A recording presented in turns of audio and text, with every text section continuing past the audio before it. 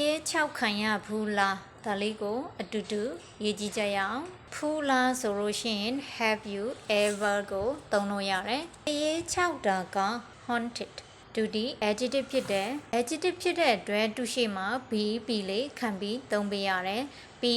ဒီ verb to be ရဲ့ verb 1ဒီနေရာမှာ have you ever ကိုသုံးထားတာ present perfect tense ဖြစ်တဲ့အတွက် verb 3ပြောင်းပေးရမယ် be ရဲ့ verb 3က been been အဲ့တော့ဘယ်လိုဖြစ်သွားမလဲ have you ever been haunted တရေ6တယ်ဆိုတော့ by a ghost have you ever been haunted by a ghost မင်းတရေ6ခံရဖူးလားကိုလိုချင်တဲ့ပုံစံရသွားပြီ